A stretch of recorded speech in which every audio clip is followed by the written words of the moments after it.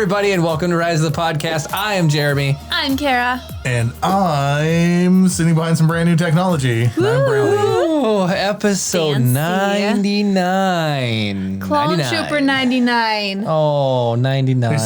We're saying we're done? 99. No. 99's the best. He's so cool. The clone 99. The clone 99. Yeah. No, I know what you're talking about. I'm just saying it's like Oh. he meets a tragic fate, spoiler. I mean, it's true. But he was clutch in them defeating the Separatists on Camino. Well, really, Anakin, beat Asajj Ventress back. Well, yeah. But, I mean, if it wasn't for 99, Fives would have been dead and all them. Anyways, guys, it's episode 99. We have some fun stuff we're going to talk about this week. First, I want to acknowledge some of our fans. Cam sent us this awesome glow-in-the-dark 3D printed Yoda head, and this thing is so cool. So first off, Cam, you're probably not here yet. Is he here yet? No. I haven't seen him in chat. So once he pops up, we'll probably readdress this, but I just wanted to give a little shout out and say thank you very much. Like insanely It's well. so cool. So it's glow in the dark. It's 3D printed. There's a ton of fidelity. And the first thing I look at when I see this is look at the overhang here. I don't know how he printed this unless, he used a ton of support. You talking about the ears? Yeah, the ears, even the chin. There's a lot of cool detail here. I'm impressed. This thing is awesome. Super, super cool. Thank you so, so much. Chris said, we love getting free stuff. We love it. So if you guys want to send us something in the mail, you can send it to P.O. Box 3110. Cam, are you GusGus386 on Twitch? Right. Gus. I love Gus and Cinderella. I'm Wait, guessing. who's Gus? Just that username said yes, I am. So I'm just curious if that's Cam or not. Oh, is he on Twitch? So we just noticed there's about a 22-second delay between. About a 20-second delay from what you see versus what we have there. So Gus is the chubby mouse. The chubby mouse that wears the yellow. yellow shirt and the green hat. Oh. His real name is Octavius, but they call him Gus. Mike wants to know if Jeremy does a polar plunge for the 100th episode. no. Negative Ghost Rider. For the 100th episode, they have this super spicy popcorn at FYE. I almost bought it for you. No, get out of here with your super spicy stuff. Spicy food challenges are done for the time being. So Cam, is Gus on Twitch? Yes. All right, Cam, thank you so much. This thing is sweet. If you want to type in, how did you get the ears? How did you print the ears on this thing? That's incredible because it's there's barely any print lines and I don't see any support marks. Also, to everybody out there, we have a new audio mixer and we were up to hitting it go live. We're tweaking the settings on it. So if something sounds crazy or terrible or anything, let us know. We need your feedback. We need your feedback because if this sounds like garbage. Do you want to tell them what the new feature of this thing is yet, or do you want to wait?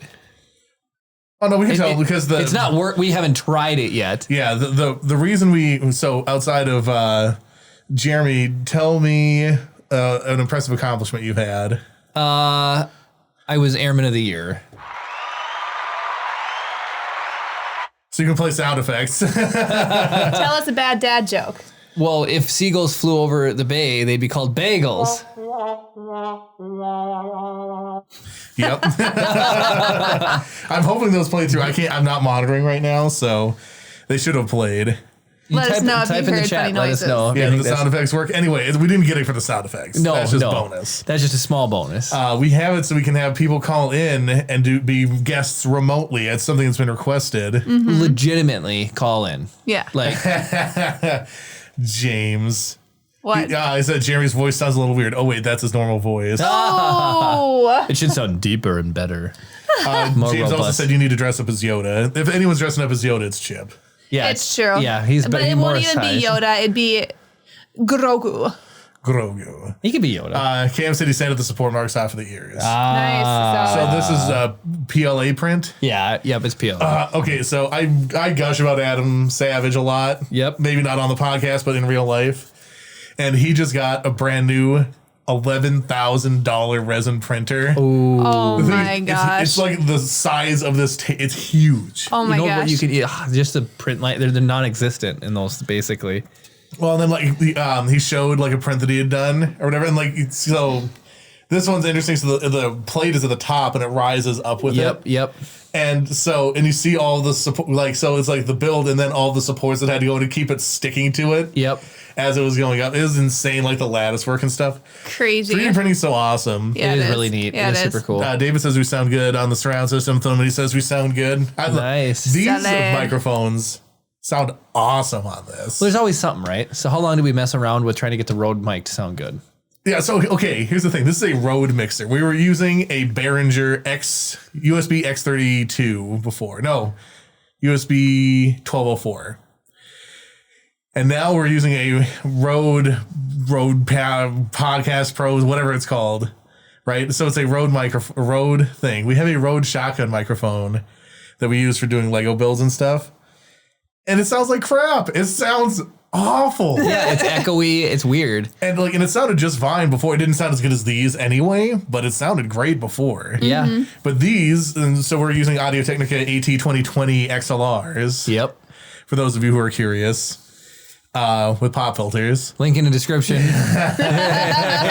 Amazon affiliate link. I wish. But then, just set to their basic podcast mic preset, they sound incredible. Yeah. And there's all sorts of crazy stuff. I had to turn the noise gate off because it was really clippy, but... Oh, it was clippy with that one, wasn't it? Yeah, well, it was clippy with these two. Oh, got it. But, yeah, so for those of you who are interested as, tech nerds, I gotta check something real quick here. What other fancy things do we have here? Kara, tell me a joke. I don't know. What's red, white, and black all over? I have no idea. A penguin with diaper rash. Oh my goodness.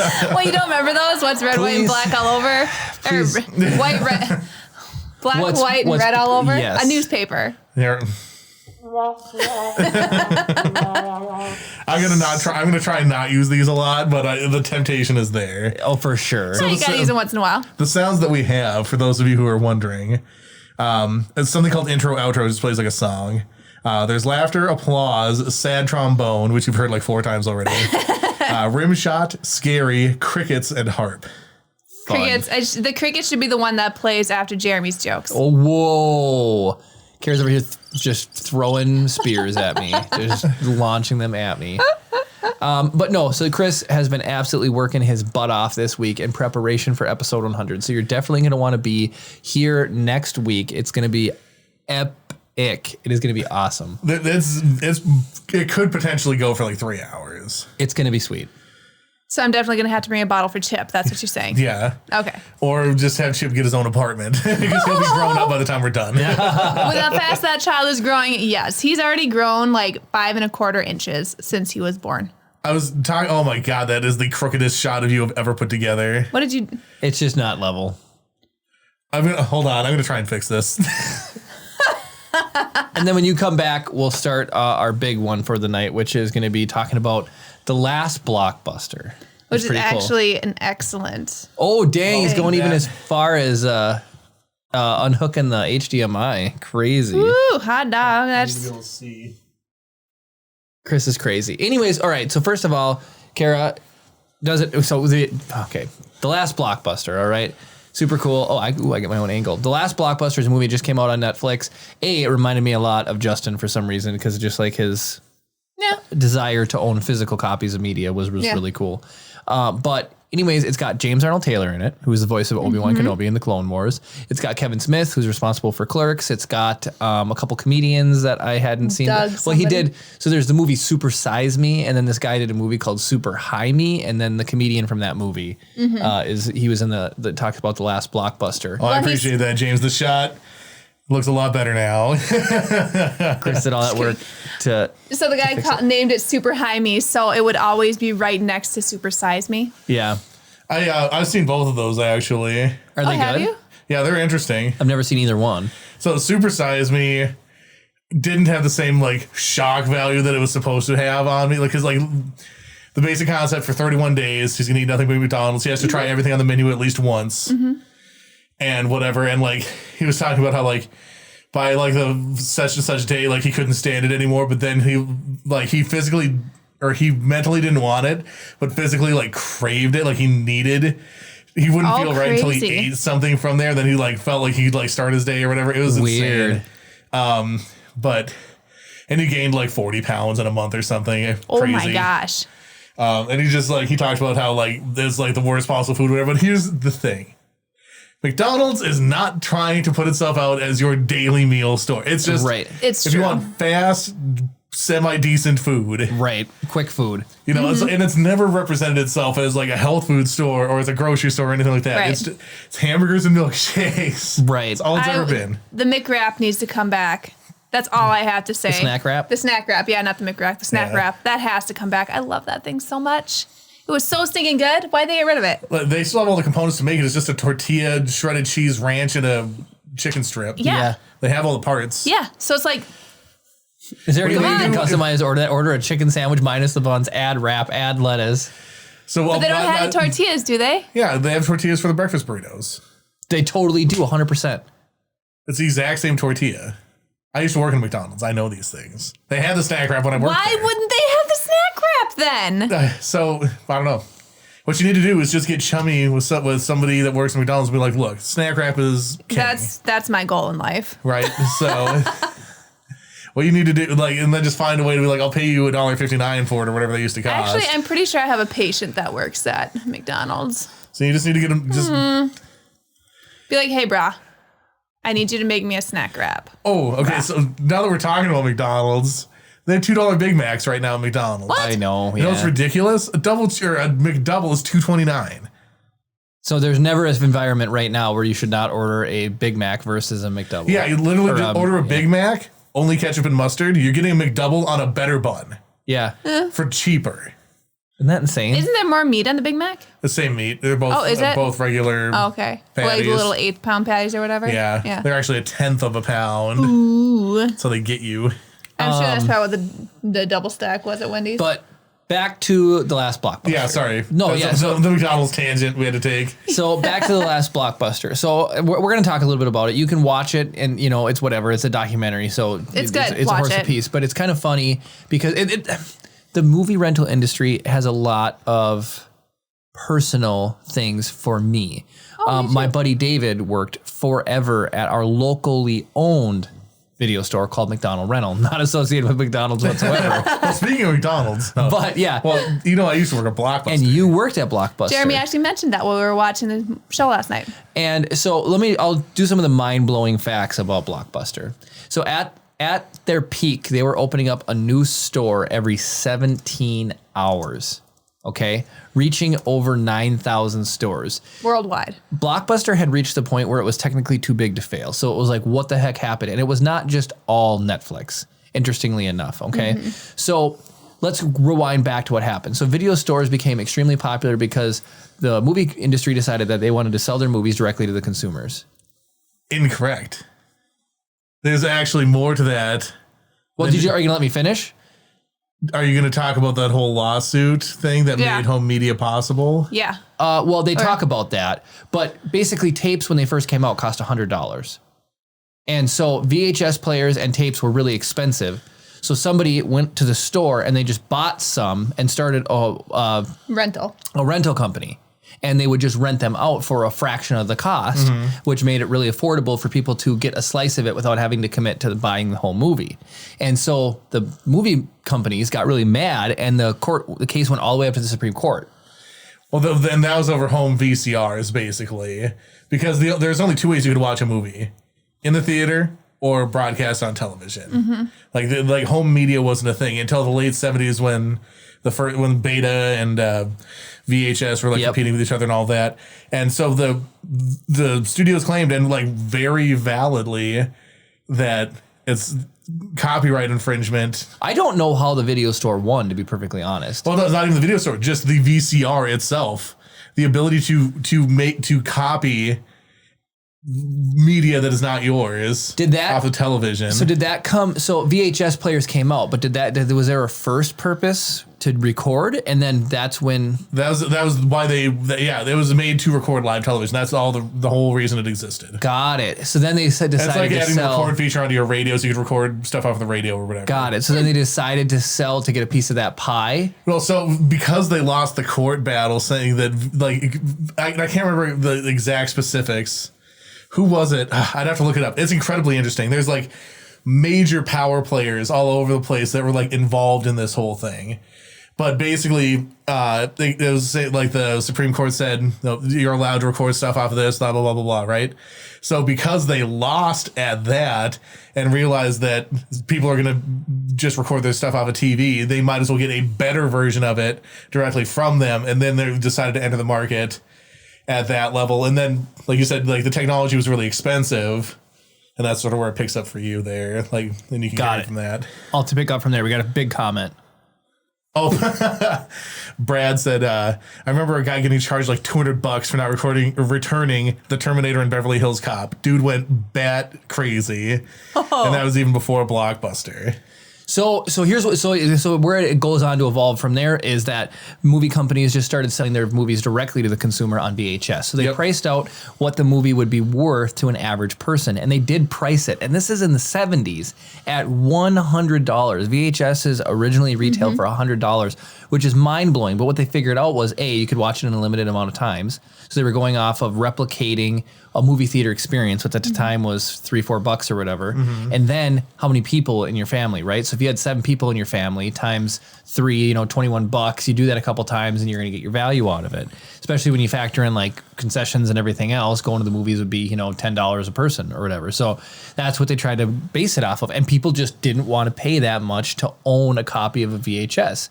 And so there's another mitigating factor in there too, is this is proprietary technology that they have to license to produce these things too. So it's like the medium itself is just expensive because it's basically brand new emergent technology. Right. So like they're paying this premium price to have these things made. It's not like now where like it costs 42 cents to make a Blu-ray disc to sell a copy of your game for $60. Right. You might be selling it for $100 and it costs $22 to make it. Right. Until the price you still comes need to down. get margin off of that. So there was a huge market for a middleman buying the tapes and eating up that cost and then just renting them out. And then of course the whole fee thing, like rewind fees and stuff like that. Late fees. Yeah. People, this is never going to be a problem ever again. But people who do not rewind their videotapes, there's a special corner. Well, you have more first, and so does David working at the local video store. So here's where it gets interesting. This guy took his life savings, and he was basically my age, and this is what blew Kara in our mind is he opened his first video store in California. And this was before Blockbuster, and he spent $400,000 on it. And he spent his life savings. I'm like, how do you get $400,000 at that point in your life?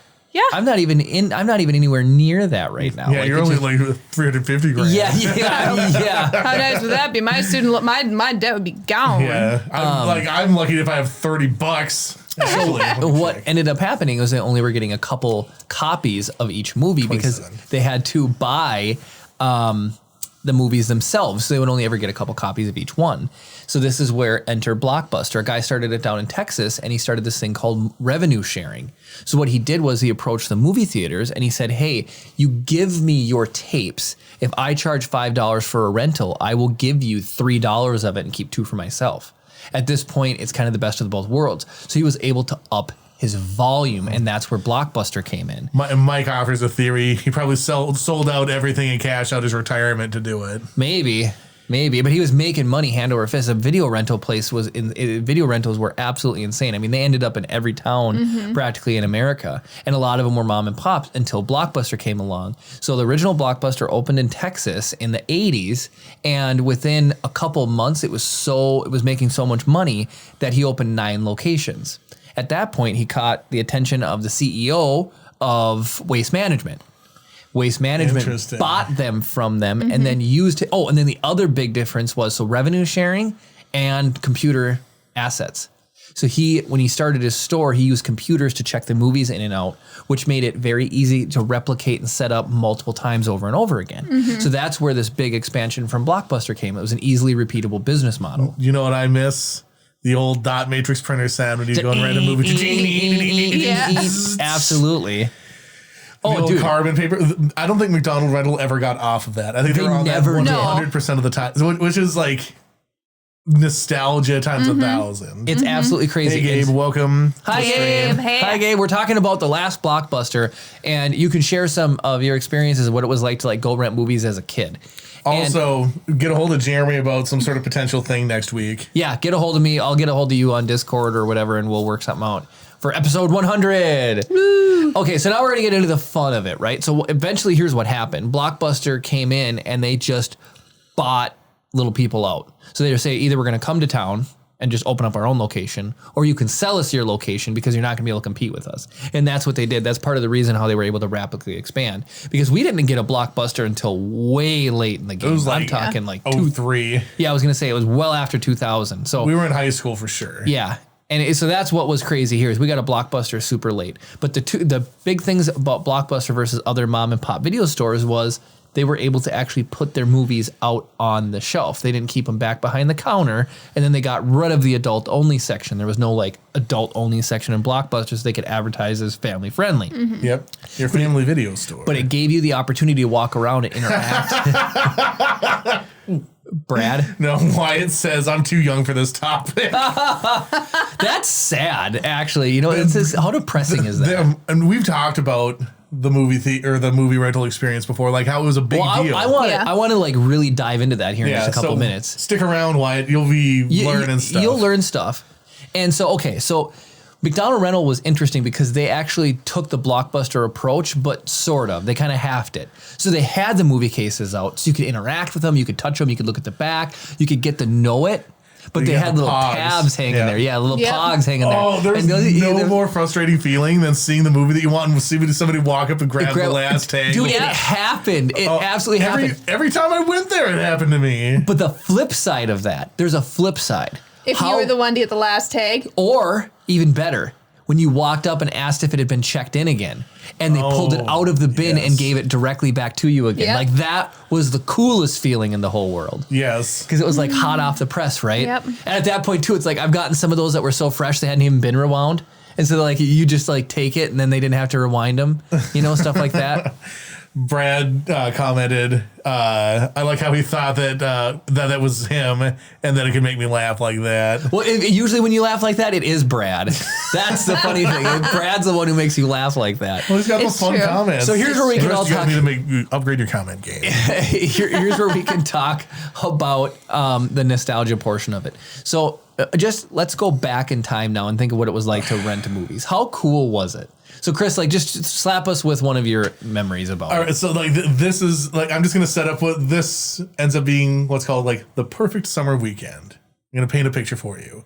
But unfortunately, I need to point out that the light bar fell off of the bottom of the darn couch. it. So maybe we go into Kara's close-up while I tell this story. Oh, you're so funny. All right, so, oh, there goes Jeremy. I get shocked here. Poor Jeremy. I need to take this thing in here.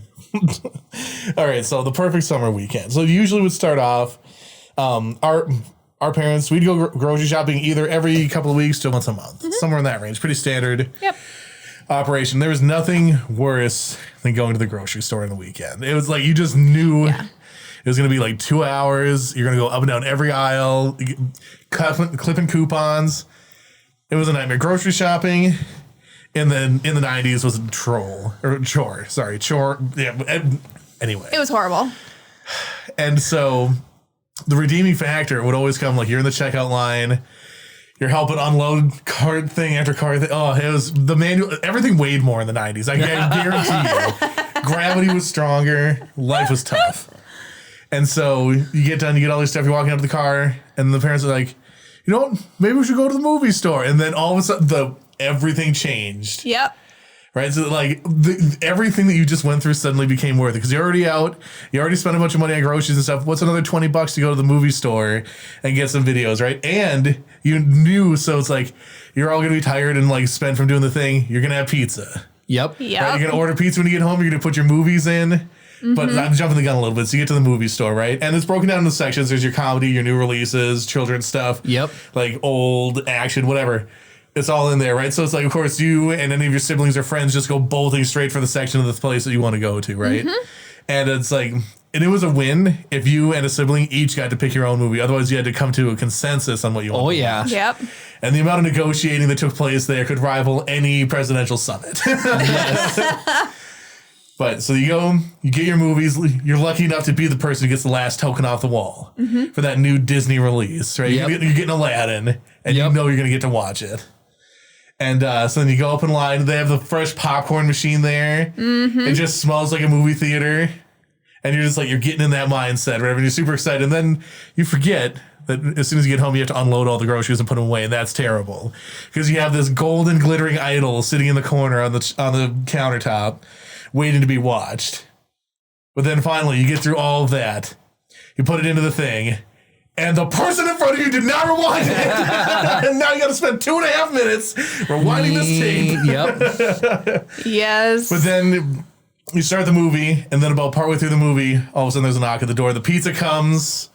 It's the most delicious thing you've eaten ever. Delicious, refreshing, cold, bubbly soda to go with it. And the feature presentation that you worked so hard all day playing in front of you. And that makes, like, that is like an indelible weekend that has occurred multiple times for me, and it's amazing. Yep. It's just not the same. So there's things that about repetition that are comforting, right? Starbucks people or coffee people, they like to hold the cup in their hand. There's something about it. Smokers love the feeling of the cigarette between their fingers. There was something about like the clip of the box, like snapping it open, when they having the open physical tape, putting it in the player. When they opened the cases on the documentary last night, I was like, I haven't heard that sound in years. The sensation of putting the tape in and when it grabs it to pull it out of your hand. Yep. Oh, and so then good. put it into the VCR. Oh, even seeing the when we were on one of our streaming services, we watched the trailer for the original Fast and Furious. We didn't watch the movie, just watched the trailer. That was 2001? 20 years ago. That's why I clicked on the trailer. I just blew my mind. And then that old green screen with like the not nearly as clear as you think it was. This following preview has been I haven't even seen that in how long? Did that go away? Yeah, it hasn't. There might be a variant of it that still exists, but yeah, there's not really a thing for that. We got chat piling up. All right. Read a whole bunch of chat. When Jeremy was fixing the light, Brad said, "Can Chip walk already?" What was that at the bottom of the screen? Gabe said, "I only went to Blockbuster one time. I mostly rented at local places for cheaper." Yeah. Mike says, David's mom would always get us a copy of the newest games as soon as they came out. That was the advantage. Yes. Having that inside connection. You just put one less tag out for the thing. Yep. Brad says the trick was going on days other than Friday or Saturday to get the new movies. So here's the thing. I just explained that whole process. That's how everybody operated. So Friday and Saturday were the tough days to go and do it, but that's how much more rewarding it would be. So here's what was cool. New movies come out on Tuesday, but McDonald Rental didn't actually put the tags out until Friday because they wanted them to be available for their busy nights. So David's mother used to actually be able to take the movie home, and she had from Tuesday to Friday to bring it back. Nice. So there was tons of new movies that once I got to know them that we got to watch early, which was really cool. Well, you remember getting screeners, right? No. Oh, so McDonald Rental used to get screeners. So Tony's aunt or something used to work there. And they would get like advanced copies of stuff to see if it's something they wanted to have. Got it. It was called a screener. So like it's like super letterboxed. And it says like not for distribution, screener test copy only, like throughout the whole thing or whatever. But I remember watching, what was it? The Legend of Drunken Master. Oh, funny. We got the screener copy of that before it came out. That's cool. And like there's a couple other things we saw that were screener copies that like we would get because literally it's just there for whoever the manager is to decide if they want to get it or not. But yeah, so that was like the inside connection. So here was one of the things that I thought was kind of crazy, right? There's a couple things. So just specific to Blockbuster, and McDonald Rental too in Cloquet. So the local video places.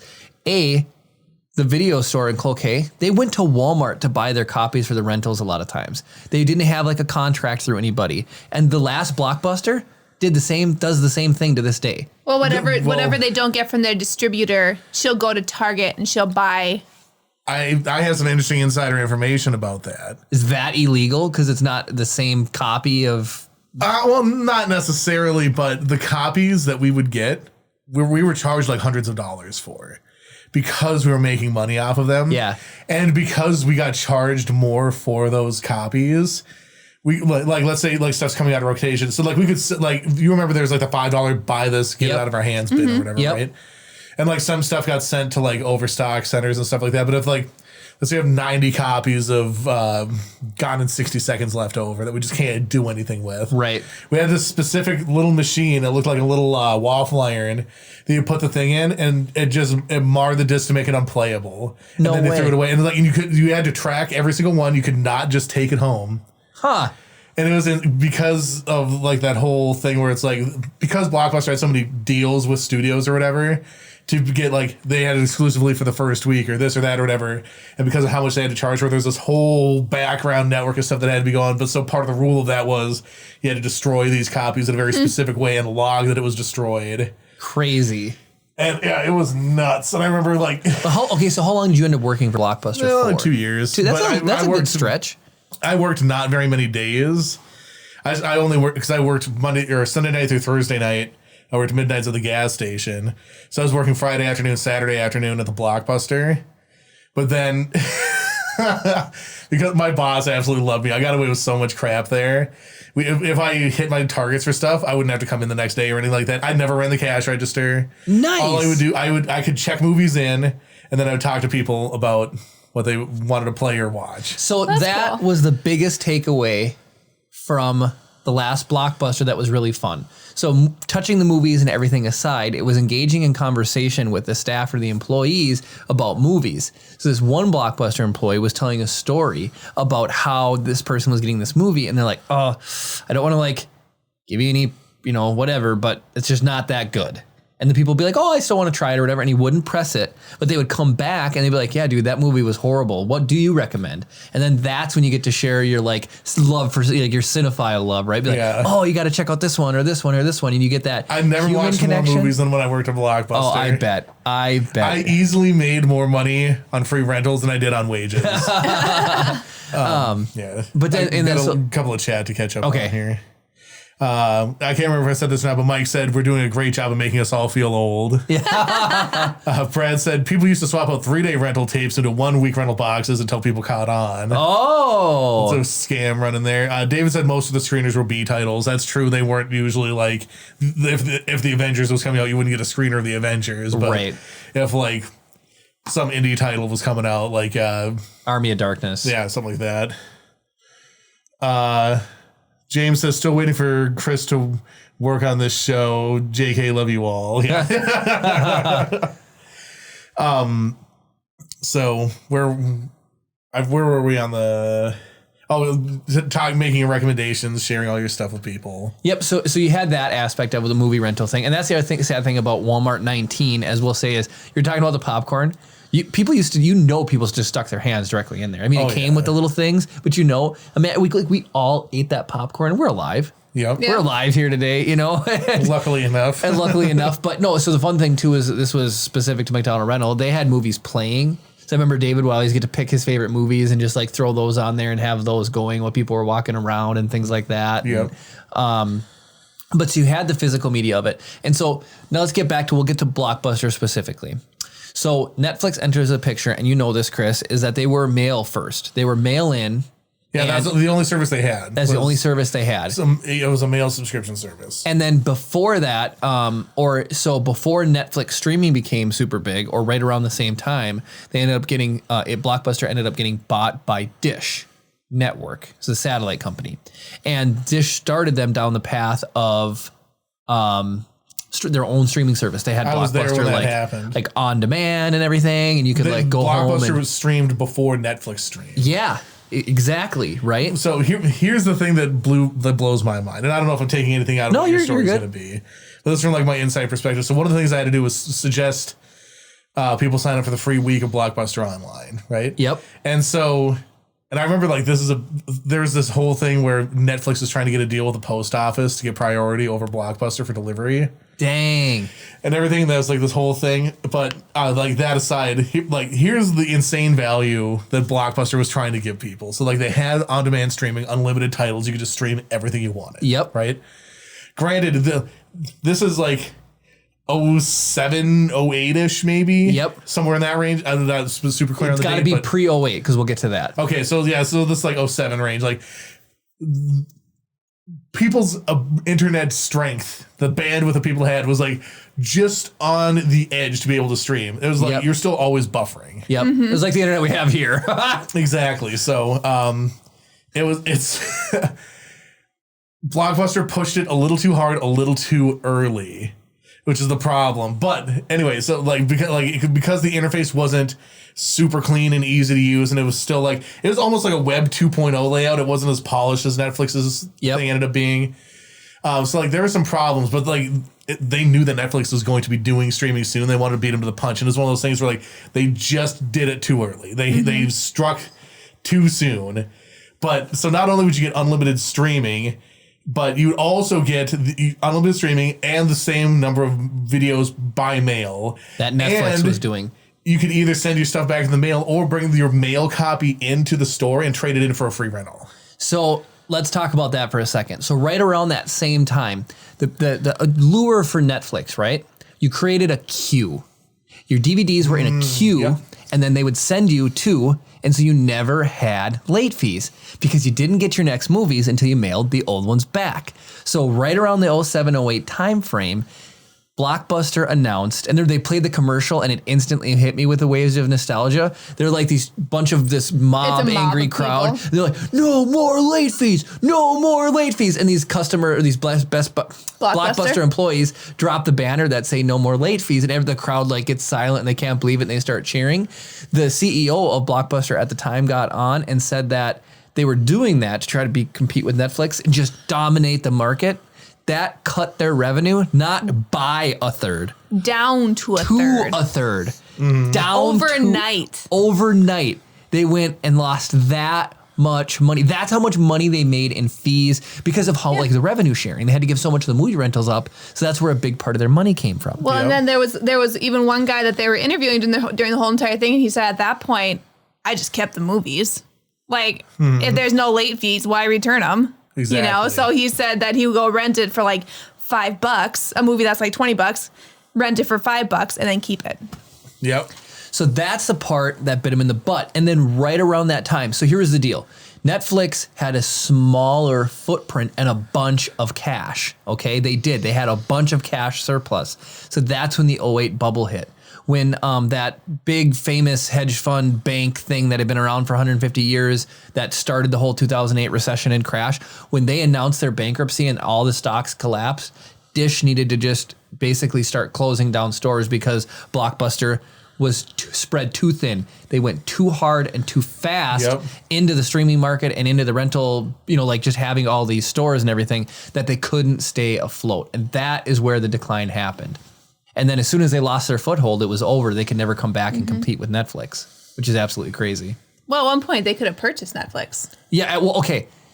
So let's talk about that fun fact for a quick second.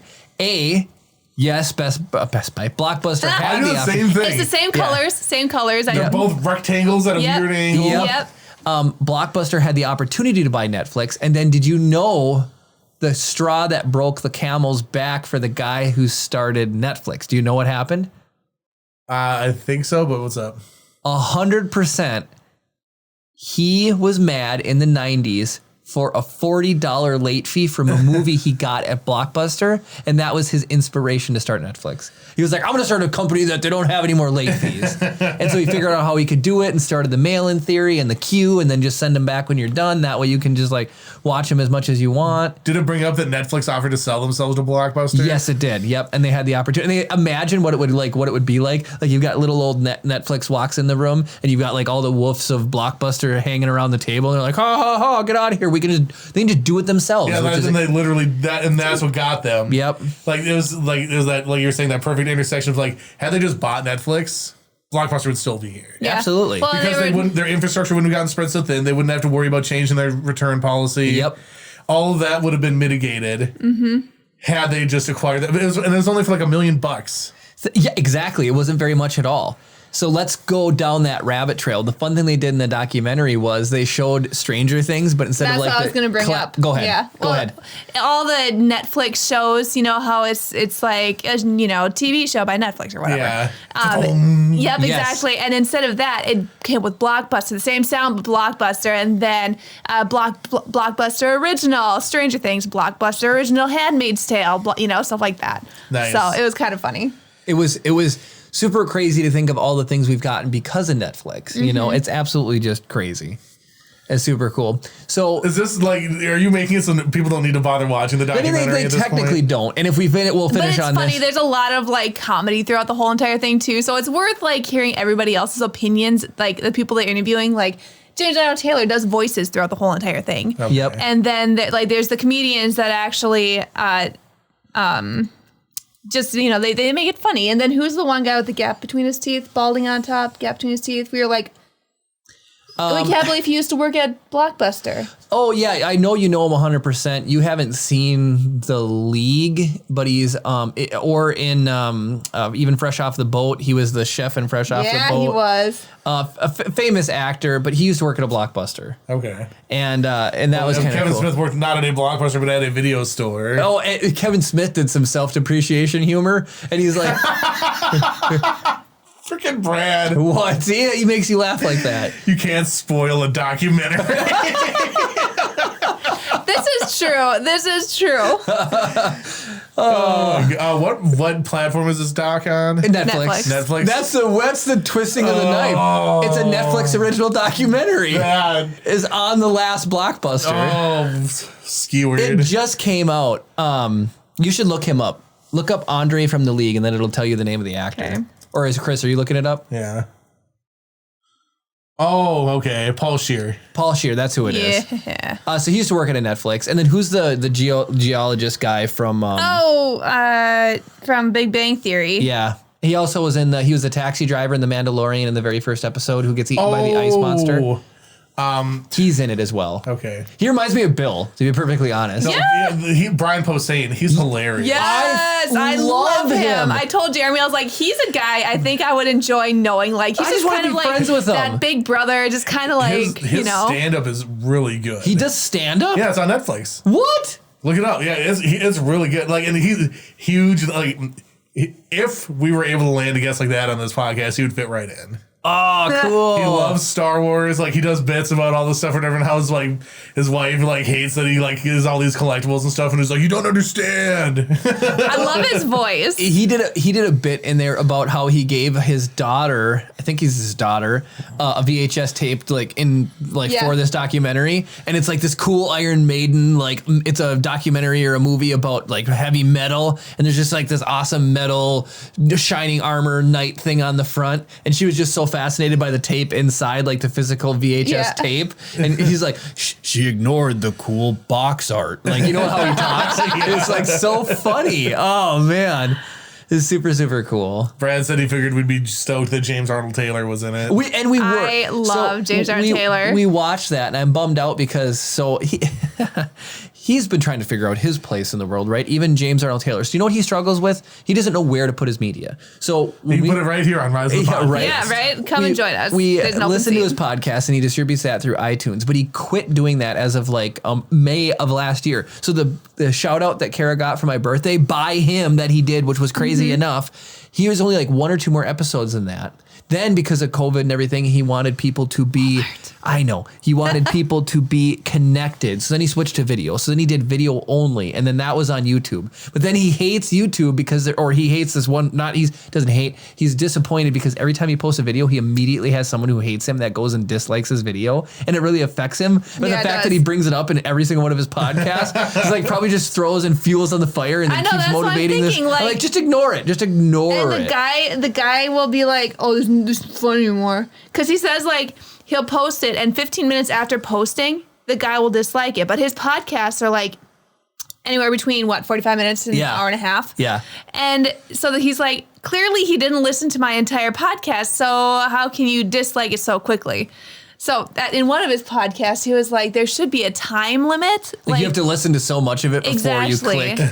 or like, since he posted it and the guy disliked it 15 minutes later, obviously he didn't listen to the whole thing. So there should be a thing where the release time has to be at least how long the podcast was before people can go start liking or disliking. Yeah, here's the thing. All engagement is good engagement, technically, according to the algorithm, right? So it's like the fact that this guy's going out of his way to put out a dislike is still giving him positive engagement. It's just so funny what rubs people the wrong way. Yeah. That's what's so funny. And like that just gets to him. It's got his number. So real quickly, the Yoda bus. Do you want to grab that Yoda bus? Absolutely. This was made by Cam. It was a 3D print. It glows in the dark. It looks awesome. I don't know if there's a way... We can't really make any part of the studio dark, like, effectively. No. It's just either turn all off or all none. the lights, guys. Yeah, it's like, it'd be, maybe at the end we'll do it, but it's cool. It's really awesome. Super cool. So, and we have a P.O. box. We'll put for those of you who are watching not live, there's a link in the description. If you want to send us cool stuff, we'll talk about it and put it on the shelf. Absolutely. That thing is going to have a permanent home up on one of these shelves. We're going to be redoing them next week. Dun, dun, dun. In honor of episode 100. Hold on a sec. Yay! We're gonna be doing them next week. So we'll finish off at least the documentary about how this one became the last one. So just like any major franchise type thing, they can be owned by a person. So the one it's in Bend, Oregon is legitimately the last one. So as in like 2016, there was 4 left. 3 in Alaska and then 3 in Alaska, Oregon. and then 1. And so the problem was like Alaska, they probably still didn't have the internet connection to stream up there. So video rental stores stayed popular. You didn't have an oil powered internet engine. Yeah, right. And then so what's really funny, you know who John Oliver is, right? Yeah. He did a bit, and so Russell Crowe, when he was going through his divorce, sold off a bunch of his movie props. John Oliver bought a bunch and said that if this Blockbuster in Alaska got a hold of him, that he would ship him all of his Russell Crowe memorabilia for free. And they did, and it went up there, and it still wasn't even enough to bring in enough people. So when those Blockbusters closed, they actually sent the stuff down to the one in Bend, Oregon. For as long as they stayed open, then they'd have to ship it back to the guy from Alaska. Yep. And then, the Bend, Oregon Blockbuster has like a leather jock strap that was worn by him in Gladiator. They did not get that. They didn't? That was the one thing they didn't get, but they got like the leather cowl or whatever, and they got the silk jacket or the silk robe from, what's the boxing one? I can't remember. Wait, and then there was the shirt from Master and Commander, I believe. Yeah, the jacket. Like the jacket thing. One of my favorite movies. I know that a lot of people don't care for Master and Commander. I actually thoroughly enjoyed that movie. I haven't seen it. It's I think so I tried good. watching it and I thought it was too boring. It's Russell Crowe, and then the doctor, I think, is Paul Bettany. No way.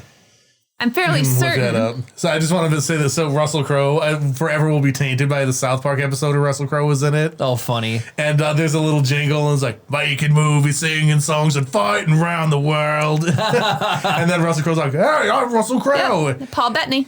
And then like people will be like, oh my God, it's Russell Crowe. And he'll be like, oh my God, it's Russell Crowe. And like mock them. And then you just start a fight. Oh my gosh.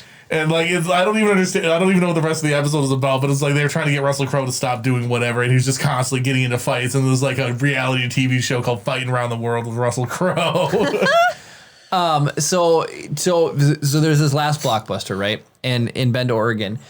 I think that one is still around. People say because of the Bend, Oregon is really passionate about movies. I think it's personally because the manager there, Sandy, or like the owner of the store. Sorry, Brad reminded me. He has a sidekick named Tugger the Tugboat. Sorry, you go No, on. you're good. And so I really think it's her passion. So people will go and ask for movies like they want to buy, right? Like you're talking about buying them from the bin. If they don't have them, she'll go online and order them off of Amazon and then just resell them just to make the customers happy. Like this lady bends over backwards. She is going around Sam's Club and getting like Airheads, you know, like the bulk candy and everything, and putting all the candy out. And it's like, I do miss that part of it. I really, truly do. Blueberry. Well, what is it? The blue one? Blue raspberry? I think that's what it is. I like the watermelon one or whatever. White or the white, the white one. By far the best one. The white. But it's just like, I see all that stuff. It's favorite like, Airhead, go. Favorite Airhead. And so here's the thing. I don't even like the texture of Airheads. That's like that weird gummy kind of. Yeah. I do. For whatever weird reason, I love it. Airheads are the only thing that I can tolerate. They're so freaking good.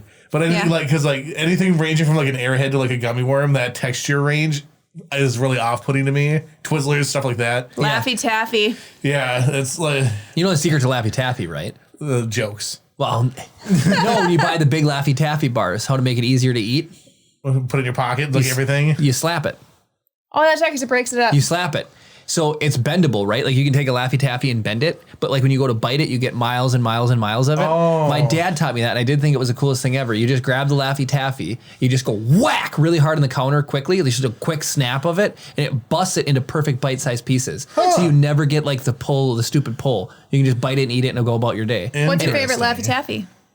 Oh, they're all good. I used to love the watermelon with the little chunks of the... They used to have the seeds on it. Yeah, the seeds. They don't have those anymore. They put like sprinkles on it or something. What? Yeah, the seeds are no longer there. Because then when you did smack it, you did bite it and pull it, the seeds would leave like a little air bubble where they were, and you could like pop the seeds out, and those were candy too. Yeah, but they stopped putting those on. It must have been like a choking hazard or something. Well, I'm sure. Today sucks. Everything. Right? Everything stinks. Mike said Marketplace Meats had the best candy selection. I remember going there and... That's only like 2 blocks away from my house. Yeah, well, my buddy, Eric would get pickled herring. So I never went there for the thing. We'd go get pickled herring and eat it on the way back to his house. These 2 13-year-old kids eating pickled herring walking down the street. That's got to be a Minnesota thing. Seriously. So you could go to the store and buy a Reese's or any other type of candy on the face of the planet, but we're walking away with pickled herring. I do not touch this stuff. I think it stinks. I think it looks disgusting. It destroys your breath. It legitimately destroys your breath, but it is good. It tastes good. Ew. James says, you guys make it too easy. I could so make a comment about my favorite airhead. This has got to be me. It's gonna be me. And Brad says there's an amazing Bob's Burgers about it.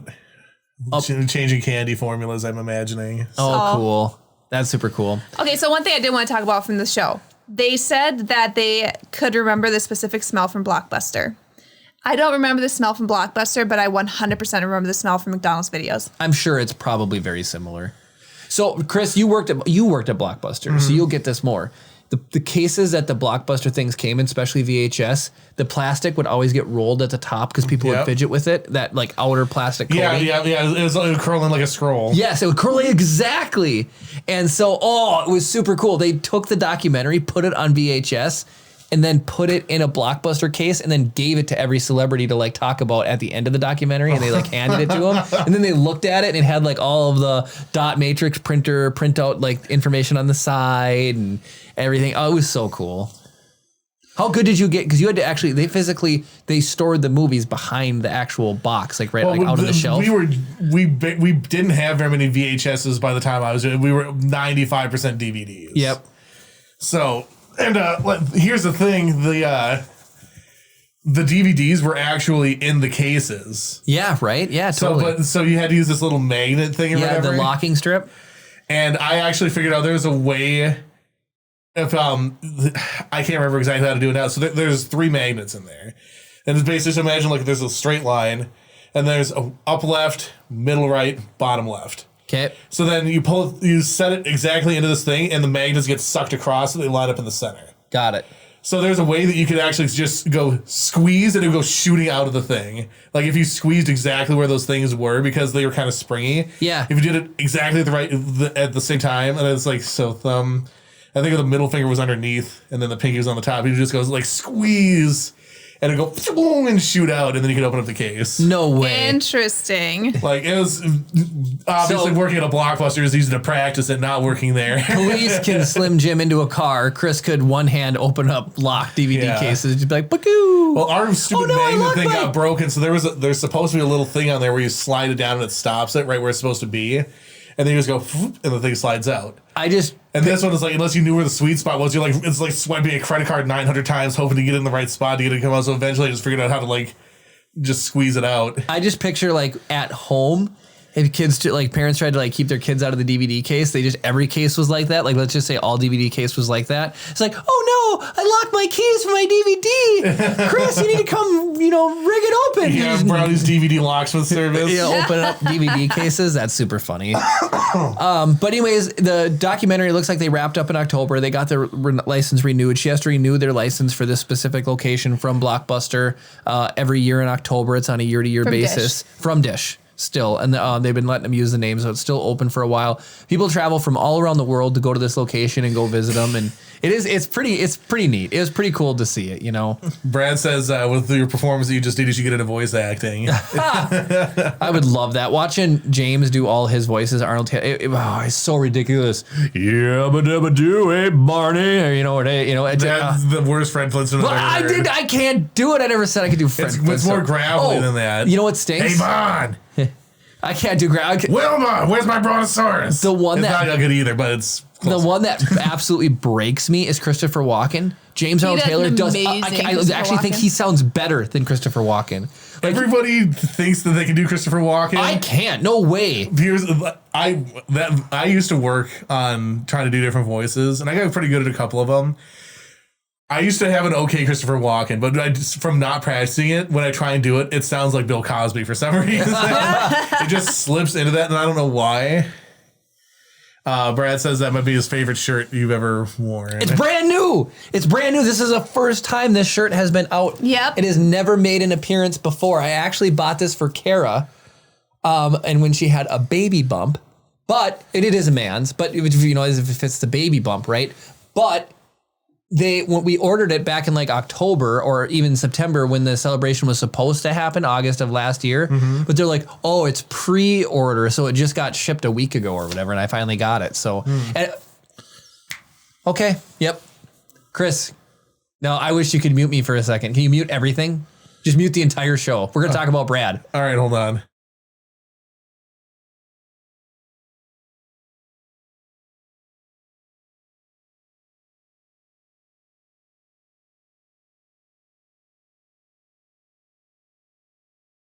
Gotcha. Think about it. All right, so sweet. We're back. Ooh. Hopefully you can't read lips. Episode 99, the first time we went solo. No, he said he can read lips. What did he say then? Yeah, I feel like smart. Now I feel like I'm in an episode of Psych. Right. Brad's like doing the highlight thing, the ching, ching, ching. Sees the shirt, sees my lips, sees everything. I should have just cut to Kira's close up. Yeah. You could have super easily.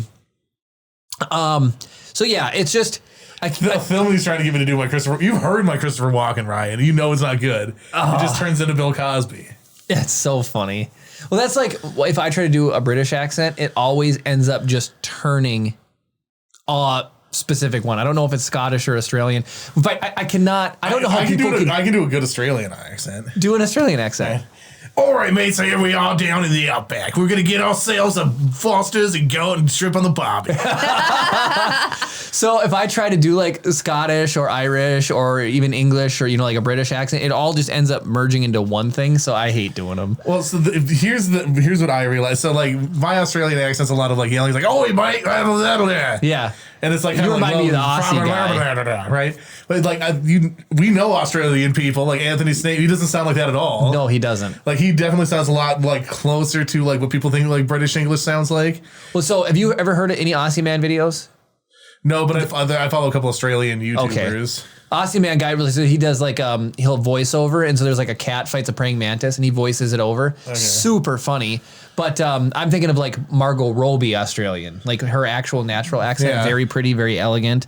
Kara, okay, so everybody knows. Okay, you know how you do Hugh something. Jackman has a really good Australian accent too. So he is Australian. Do you know how you do something and it's not normal, but then it becomes so commonplace you forget that it's not normal. So when you meet somebody for the first time and they realize what you do, it becomes an issue. So here's the one thing that I'm known for. Like people get in my car and they get like, whenever I said that, I have my Siri on my iPhone set to British. I've had it forever. I have British Siri. I love it. It's the coolest thing. We were driving out to California. She's like, get on the motorway. Take the slip road.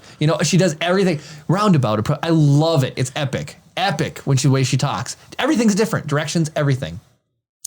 Instead of saying, if you put it to American, I had to go get my windshield replaced. Instead of saying safe light, she goes, you're now approaching Sapphire Auto Glass. And just like the way she pronounces everything is super funny. So for some reason, Kara set hers to British Siri years ago as well. Mm-hmm. For some reason, we're driving and she sets directions. And what happened? It was just gone. It was American. It was English. I was like, who is this? And 23 feet, turn left. Yeah, I was like, girl, I don't want that. So when she looked, they've added a whole bunch. So now what did you go with? They said it's an Irish Siri.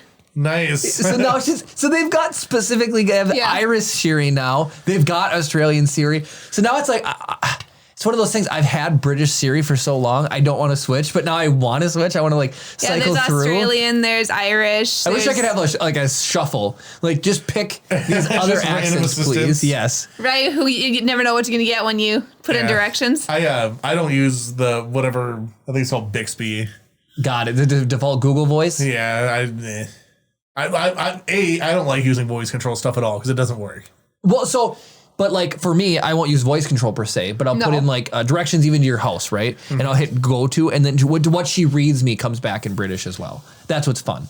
So it's not even necessarily like the voice commands, but it's just like I use a lot of the maps for GPS.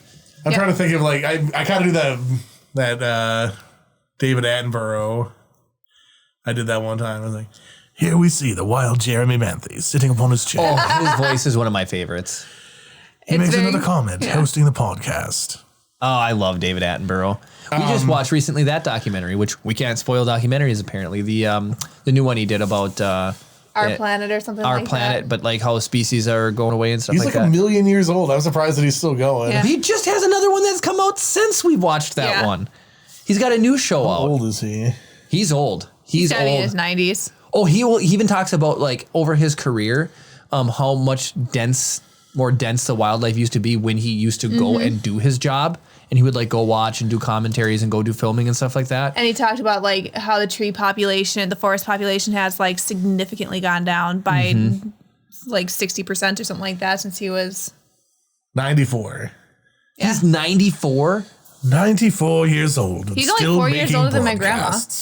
Well, way to put your grandma on blast. Well, no, I'm just saying like my grandma is a spry. Like she's good. Well, I just saw so the current oldest living person alive right now is 118, and it's a little old Japanese lady. There was just an article about her the other day, and she like must just live a jokes. nice, clean lifestyle. There's something about the East Asian diet that's supposedly incredibly healthy. So, trying to. So what I was gonna say when you were talking about like your accents merged together and everything, like this is like it's like specific like different like guys like. There's like the Liverpool British accent, which is like, "Oh, hi, I'm in the Beatles." Oh, you yeah, know, whatever. yep. Not very good. And then like the London accent was like really posh, and there's like the Cockney accent, it's like, "Oh, you go nah," Yeah. or whatever. So it's like you almost need to. I try and pick like a celebrity that I'm impersonating. So I'm like doing like a really bad like Steve Hogan. Yeah. Thing was like, "That's not a knife. This is a knife." No, that's a Yes. knife. I love that so much. It's like, "Go get all you and go down and blah blah." You know, it's like whatever. It's better when you, like I don't want to yell because whatever, but it's like the more you yell with an Australian accent, the more it sells. Like, oi! Yeah, right. I love the fact that British people or Wales, I guess, how when you break down the different areas people are from, how much they just completely bash on each other. Like, oh, the Liverpool scum and those stupid Welsh, turds and everything. I love the hostility. Oh, it's so much fun. Well, I mean, are we really that different here? Well, yeah, But it's the same thing. It's like you got the rednecks in the south, and Exactly. you have the Midwesterners that are You got all the too bums nice. out in California, right? The surfer bums, right? Yeah. Right? Yep. No, you got the suits on the East Coast. You got all the Well, the East Coast like, "Hey, I'm a Tony. What you doing over here?" That's like Right. Northeast, right? Bronx, New England Yeah, area. where it's like you get the boss next, like you gotta park the car in the yard. I don't know what you want. Yeah. You got the hipsters up in the Northwest, up like Seattle kind of area. Here we're just a bunch of lumberjack. Yeah, I was I get, like making different voices that was always really interesting to me. And apparently, like doing an American accent for a British person apparently isn't that hard.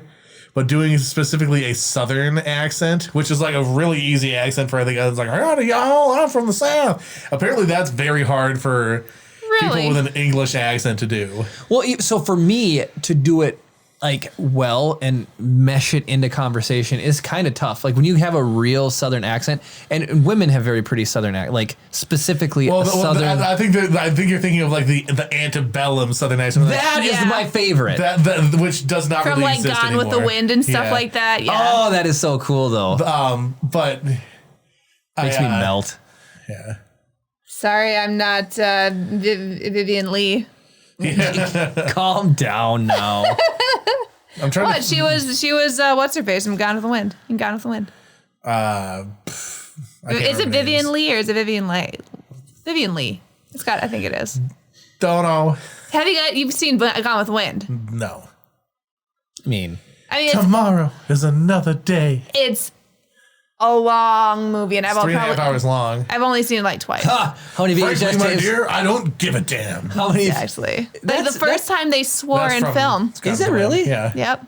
What's the one with the train? Casanova. It is Gone. No, Gone with the Wind. What are we talking about? Wind. Yeah. What it is Gone with the train? Wind.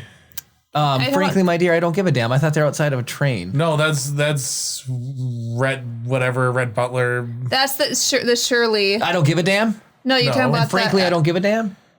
And Frankly, my dear, I don't give a damn. It's from Gone with the Wind.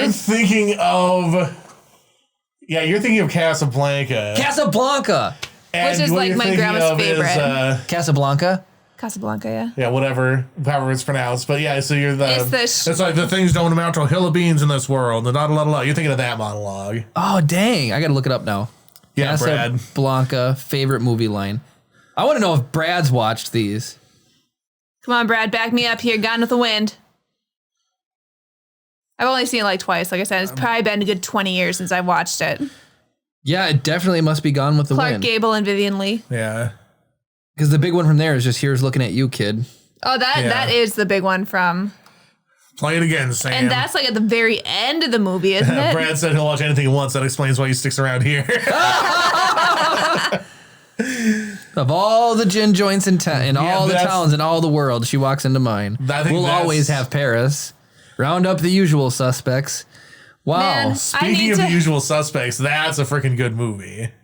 I need to have a weekend with my grandma and rewatch like movies that I know Jeremy will not watch. I am so mad. It's 100% Rhett Butler, Gone with the Wind. Frankly, my dear, I don't give a damn. That's what I said. Yeah, I know. You should be kissed by someone who knows how. Clark Gable isn't Gone with the Wind. Am I right? Yeah, no, that's the actor. Yeah. Gotcha. I cannot believe it. And that is the first time they swore in a movie, isn't it? People were so shocked. Yeah. They're like, I can't believe you used a swear word in a film. And now, like, Samuel L. Jackson.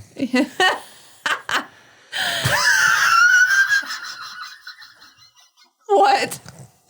Have you seen The Usual Suspects? No. Okay. It's a joke. Like, it's a Usual Suspects joke, and it's funny. Okay. Thank you, Brad. Who knows what? We're gonna have some fun here. This is 100 most famous. Finally, we're gonna have some fun on the podcast. This is the famous most 100 movie quotes of all time. Okay, deal. I win. With them being, frankly, my dear, I don't give a damn, is the most popular one of all time. Yep. Yeah. That's hence why I know it. Does anybody know what movie? What year did that come out? 29. I'm guessing that. What? 1929. 39. 39. Crap. 39. Okay, and then it was ad-libbed or was not. It was written as, frankly, my dear, I don't give a whoop. Now, could you imagine? Yeah. That doesn't have the same would not punch. have the same pizzazz. Yeah. It was the ribaldness, the extreme nature of the saying damn. Can you imagine him, though, saying, frankly, my dear, I don't give a whoop? Frankly, my dear, I don't give a whoop. That's stupid. I'm glad he I thought you were going to. I'm going to. Yep. I saw a lot of thumb scrolling suddenly. Stupid ads. I hate ads. Sorry. Nope. Just buy Speaking me a of couple ads, seconds. this podcast is brought to you by no one. It's brought to you by Brad. Okay, here we go. And then I'll say it, and then you guys tell me if you got the movie. Okay. And people in chat, you'll be 20 seconds behind, but even with the delay, we'll give you credit for it first. Yep. So I've got to just repeat it because I'm a horse of a different color. Frankly, my dear, I don't give a damn. Right? Exactly. Wait, is it really? Horse of a different color? Horse of a different color. No way. 100% Wizard of Oz. I thought that was just a term of Well, speech. that's a horse of a different color. It might be, but it was two are famously huge used in nerds. Wizard of Oz. You yeah. two are Yes, ridiculous. it's Wizard of Oz, 100%. All right, sorry. But anyways, that was not it. That was just me saying the first one because I'm very, I have to go in order because I'm okay, so that's Gone with the Wind, 1939. I'm going to make him an offer he can't refuse. Isn't that from The Godfather? Yes. Yeah. Yes. God, are we doing the year too? Or? If you can, sure, throw Godfather, it out. I thought it was like 74. 72. Damn. That's really impressive nonetheless. I would never know any of those, so that's all you, Chris. Oh, Brad got it right. I have never heard this one before. You don't understand. I could have had class. I could have been a contender. I could have been somebody instead of a bum, which I am. Oh, I know this line. I do too. I've never heard it before. What is it called? This is it's from a play, isn't it? No, well, maybe. 1954 is the year. Gosh, On the waterfront. Okay. For the sake of keeping it going.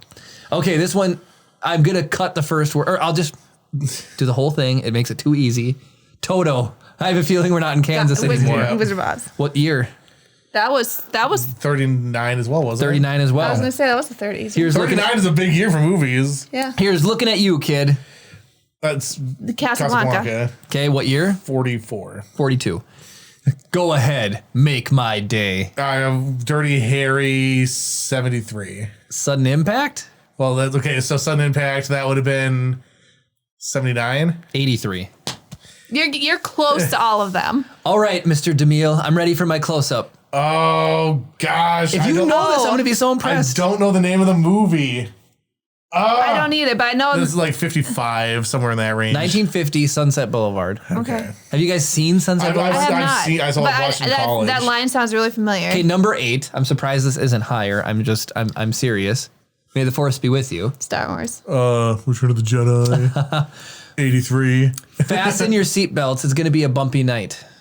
A bumpy night. All About Eve, 1950. Okay. Here we go. Now, I have heard about this movie and told that I've had to watch it. I have never seen it, but I've absolutely heard this line. I told you had to watch it? No, Rich Hennis. You talking to me? Oh, Taxi Driver. Taxi Driver. Year? God, that's like 75. 76. God! What we've got here is a failure to communicate. I know I've seen this one too, and I can't remember. We got some chat. See what we got coming in for chat. So James was giving me crap for having a love fest with Brad. Swanky Criminal says some of these I haven't heard of. I haven't heard of a couple of them. So what we got here is a failure. Cool Hand Luke. Cool Hand Luke, 1967. James McLaughlin answered that. Thank you for giving me the answer. Nice. Whoa. All right. I love the smell of napalm in the morning. Oh, Apocalypse Now. Yes. Crap, 77. 79. Oh, I was going to say 79 too. Love means never having to say you're sorry. I know this one. That's in the 80s. I'm going to say it's 82. Set 1970. Oh, is 1970? Is that early? Love Story, 1970. I've never seen it. The stuff that dreams are Harrison made Ford of. is in Apocalypse Now. He had a cameo in it. What? Really? Yeah. The stuff that dreams are made of. That's got to be like a 60s. The Maltese Falcon, 1941. E.T. Phone Home. E.T. 81. 82. 82? I thought it was 81. Yeah, 82. Oh, was Close Encounters of the Third Kind 81? Maybe. They Call Me Mr. Tibbs. That's from Mr. Tibbs. In the Heat of the Night, 1967. Oh, okay. Made It Ma, Top of the World. No idea. White Heat, 1949. I'm as mad as hell and I'm not going to take this anymore. Oh. It's that one about, it's like broadcast or cable. You're so close. What's it called? Network. Ha! I love that you got that close. Broadcaster, cable. I know it's something like network. it. All the synonyms for it. What's that? All that you just named off synonyms. That was so funny. They do. UHF, the Weird Al movie, does a really funny parody of that scene. Oh, funny. With Michael Richards, who played Kramer in Seinfeld. All right, we'll give this. We'll see if Kara knows this one. Lewis, I think this is the beginning of a beautiful friendship. That's number 20. I think this is the beginning of a beautiful friendship. Have I seen it?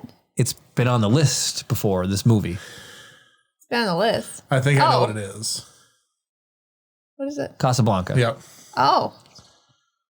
It's been forever since I've seen Casablanca. Hey, Swanky Criminal, thank you for knowing UHF. Oh, I love how they credit this. Bond, James Bond. Bond. That's from All the Bonds. the first Bond was. It's got it listed as 1963. Yes. Why can't I remember the name of it is? Oh, just say it. Dr. No. Yeah. Okay, number 23. There's No Place Like Home.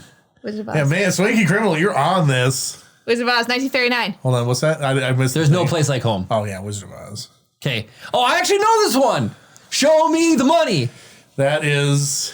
Well, I can't remember what it's called now. Rod Tidwell said it. Tom Cruise is in it. It's about football. I know. Yeah, he plays an agent. I know the movie's on the tip of my tongue. Jerry Maguire. Yes. Oh, no idea. Thank you, Brad. That was 97? 96. You are so close. All right. I'm walking here. Didn't you do that already? No, I've not seen this. But are you sure? Yeah. Walking Here has not been on here yet. It's a movie's been on the list. Oh, it was Taxi. Midnight Cowboy. Oh, what? Yep. Oh, it was to a taxi that he said it to. I want the That's truth. an improvised line. You can't handle the A truth. few good men. I want to be. That's correct, Chris. 92. I want to be alone. Every movie, a lot of movies about Grand what Hotel. teenagers. 1932. After all, tomorrow is another day. That's Gone with the Wind. Dang, Chris. That's what it is. After all, tomorrow is another day.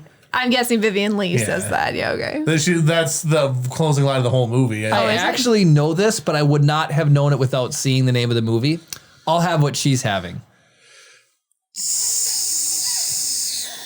It was one of those 80s or early 90s rom-coms. Absolutely. Billy Crystal. Totally 100%. Billy Crystal? In Seattle. When Harry Met Sally.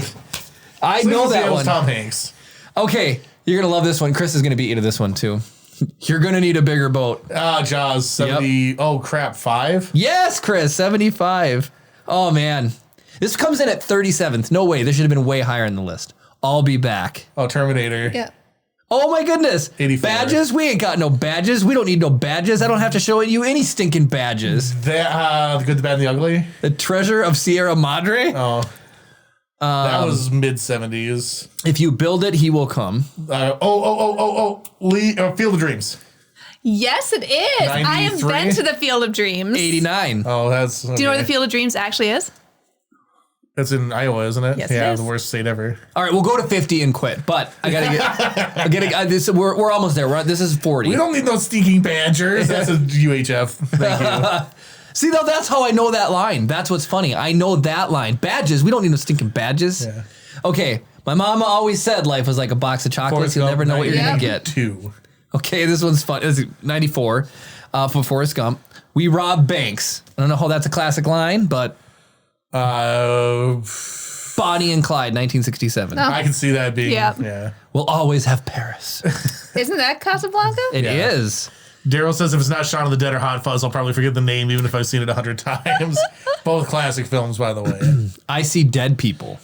Sixth Sense, Kara 2000. beat you to it, but 99. I've not seen Sixth Sense, but I do know that like I don't know how that line's not higher up. I did not know the twist. I watched it right after it came out. I did not know the twist at the end. It blew my freaking mind. I've not seen it. Well, then I guess is that you can. something I would watch? I guess it would be. Scary? It's good. No, not at all. No, it's just good. It's like a mystery. Yeah. Okay. If you like the one episode of Psych, you'd like this. Stella. Hey, Stella. Streetcar Named Desire, 54. Dang, how do you know all Dang, this? Chris? Well, nobody's perfect. Well, nobody's perfect. No idea. Some Like It Hot, 1959. Okay. I've seen that. It's a Marilyn Monroe movie. Jerry, don't let's ask for the moon. We have the stars. Never even heard of this movie. That sounds like a 40s movie to me. 1942, Now Voyager. It's alive! It's alive! That's Frankenstein. I'm going to guess 33. 31. Dang. That's a classic MGM horror. Houston, we have a problem. Apollo 13. That was 95. Finally, Chris, here you go. You've got to ask yourself one question. Do I feel Harry. lucky? Well, do you? Dirty Harry's Punk? 73. Dirty Harry 71. You're always off by 2, and specifically you seem like you're over by 2 a lot. But even that whole line, you got to ask yourself, did you count 6 shots or 7? Or 5 or 6? Yeah. 5 or 6. You got to ask yourself. This that is a whole 44 line. Magnum, the most powerful handgun in the world. That whole line is super good. Clint Eastwood. I've not seen it. You Had Me at Hello. That one I know as well. So this movie's been on the list. Show me the money. Oh, really? That's from that movie? I didn't realize that. Yeah, Meg Ryan or whoever's falling in love with Tom Cruise says that. Which one was that? Jerry Maguire. Oh, Jerry Maguire. You Had Me at Hello was Jerry Maguire. That's such a good movie. Mm-hmm. I've not seen it. I've never even heard of this movie. One morning, I shot an elephant in my pajamas. How he got in my pajamas, I don't know. That's gotta be like I've an heard Abbott and this Costello line. movie. Or, Animal Crackers, 1930. okay. I've heard that. There's one. no crying in baseball. These are Leave just their own. These are 91. just too much fun. A boy's best friend is his mother. Psycho. Yes, dang, Chris. And that was in the 50s, like 59. 1960. You keep your friends close, but your enemies closer. You pretending to be Robert De Niro. Yes, I guess. Friends close, enemies close. No idea what it is. Godfather 2. Godfather 2. I've not seen any of the Godfathers. Godfather 1 and 2, amazing. 3. As God is my witness, I'll never be hungry again. Oh, that is that Gone with the Wind 2? It is. Okay. Sorry, these are just really fun. Oh, and then, okay, from the last Blockbuster to like tie everything in again, one of this guy watched this movie and he was only like 13. He rented it and he just watched it over and over and over again. Say hello to my little friend. Scarface. Yep. That's like 83. Yep. 83. Nailed it. Yep. What a dump. Beyond the Forest. What? Oh, I was going to say Star Wars. Yeah, right? You came in that thing? You're braver than I thought. James is like, what? No Star Trek quotes? Yeah, there's none. Mrs. Robinson, you're trying to seduce me, aren't you? Gentlemen, you can't. Well, that was The Graduate, 1967. Gentlemen, you can't fight in here. This is the war room. Isn't that? Patton. Oh. No. Isn't that from John Wick? Nope. No. Okay. Gentlemen, you can't fight in here. This is the war room. Dr. Strangelove. Yes, it is. Or How I Learned to Stop Worrying and Love the Bomb. That is the full thing that it's got listed there. Oh, here you go, Kara. Who's gonna get it first? Who's gonna get it first? Elementary, my dear Watson. Sherlock. Oh, Chris beat you. He said Sherlock first. Take your stinking paws off me, you damn dirty ape. Planet of the Apes. Yes. 69. 68. Dang it. Here's Johnny. Shining. Oh. 82. No thanks. I don't want to watch 77. that ever. 1980. 90. Okay. I'm just looking. So then that was in the 70s, and now these are getting real thin here. That's okay, Brad. I believe you. I have always depended on the kindness of strangers. That is A Streetcar Named Desire. Absolutely. How do you know that? I've had to read the play. Oh, did you really? Yeah. Here's an awesome one. Kara should know this. She's just recently seen the movie. Hasta la vista, baby. Terminator Is that 2. Terminator? Terminator 2. No, we Judgment didn't watch Day. 2. Oh, did we watch 2? No, we didn't watch 2. Oh, we haven't. No. Open the pod bay doors, please, Hal. 2001: A Space Odyssey. Yep. That was 68. Striker. Surely you can't be serious. I am Airplane, serious, and don't call me Shirley. 75. I don't know what it is, though. Airplane. I just know that line. I am serious. and Chris don't is call going to me smoke Shirley. this one out of the water. Yo, Adrian. Rocky, Yeah, 76.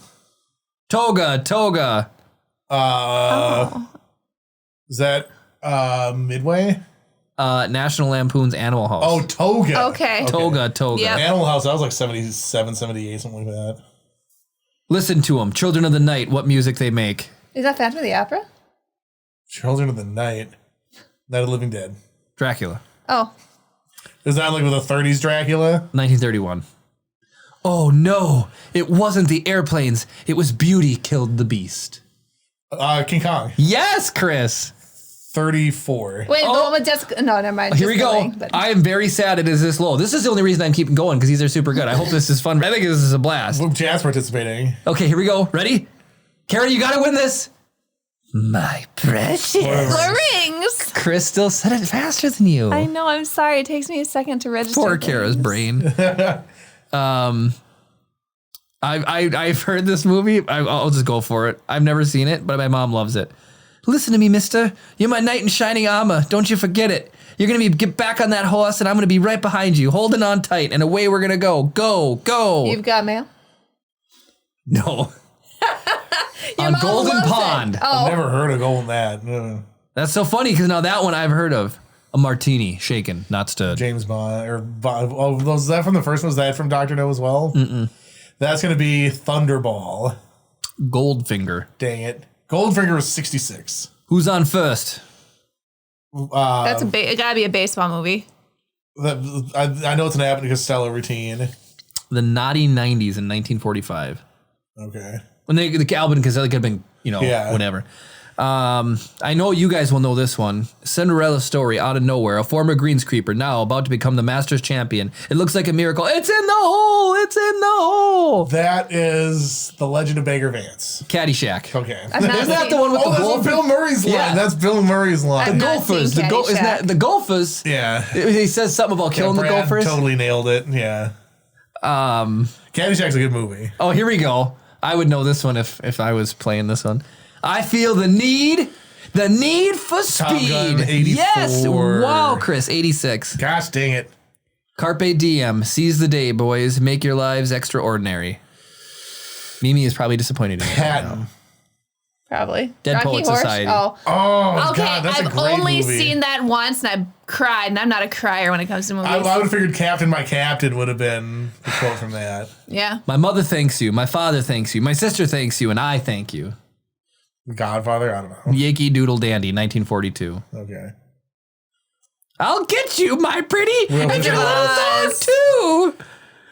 And last but not least, 100. Well, I can't have a memory. I don't want to misquote it. That's the only reason I'm doing this. I'm the king of the world. Titanic. Titanic, yeah. Carol, the last one. And that was what, 90? 3? Titanic was, 95? 96. 97. Dang, I was way off. For the longest 2 time. VHS tapes. Yeah, right?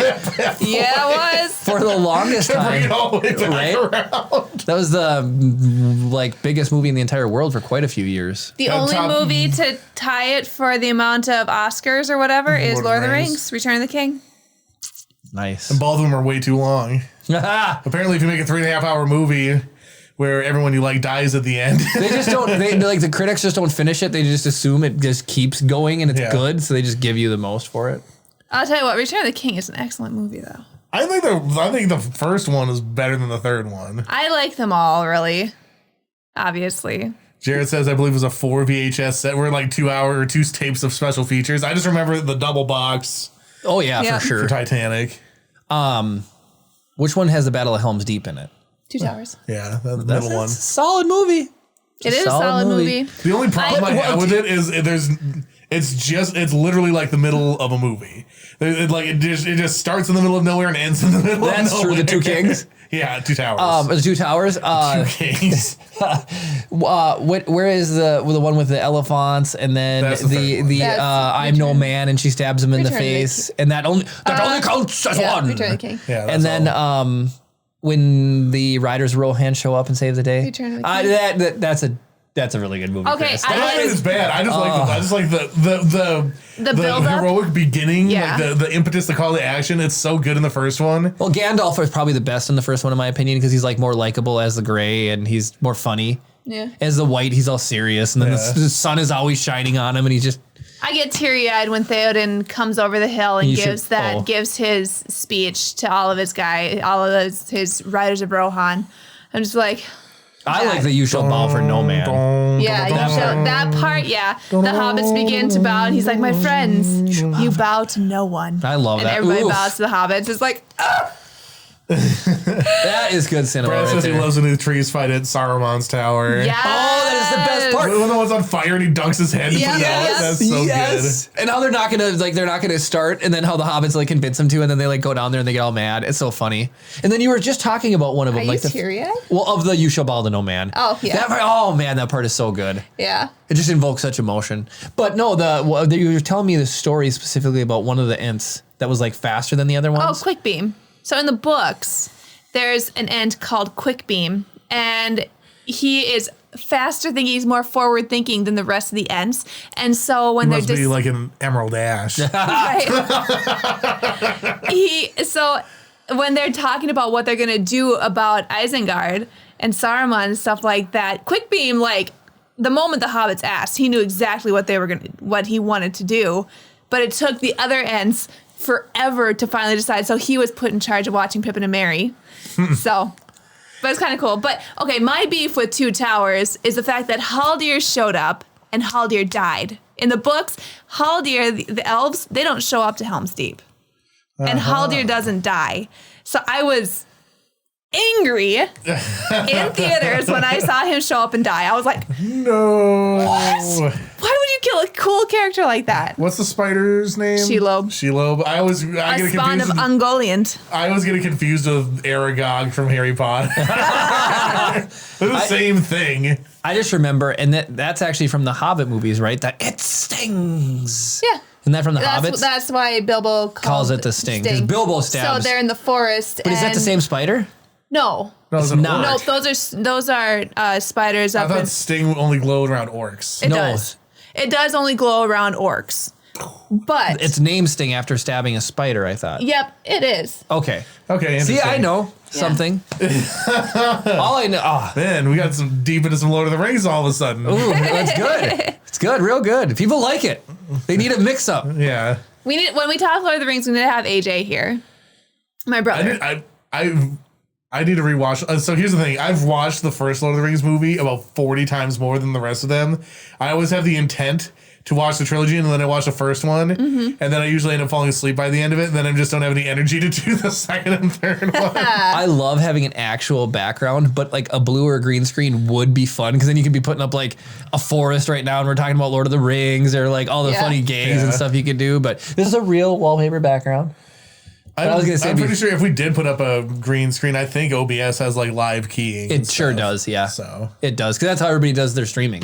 It's the live key through. But with that, would we be able to do like the lights, the colored lights? I don't know, maybe it wouldn't play. The lights don't really get that far in. Right.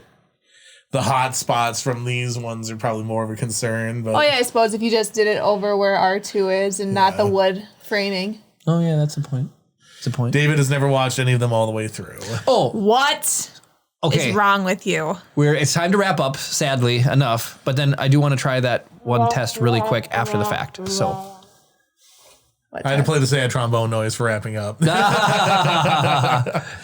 Get your last minute questions out, but we got to wrap up for the night. We've hit our mark. Seriously, come back next week. It's our 100th episode of Rise of the Podcast. Yep. It's going to be a doozy. Tell your friends. This is one time I'm going to say, tell your friends, get them to come here next week. They're going to have a good time. We didn't do a listener mail call out, but send in listener mail if you want listener mail read on the air next week. It's going to be a big deal. We're going to do Star Wars leaks. We didn't do any Star Wars leaks this week, but we're going to try and hit all the things that we would normally hit, plus all sorts of extra stuff. I'm going to go ahead and fire up the outro here. If you've been to this part of the video, made it to the end, congratulations. Go ahead and give it a like to show that you want to see more content like this. Comment down below with how you feel about VHS tapes, whether or not that's part of your life or not. Subscribe if you're not already. Ring the notification bell to be notified every time we upload or go live. Participate with us live. It's a lot of fun. Thank you guys so much for watching. And of course, may the force be with you.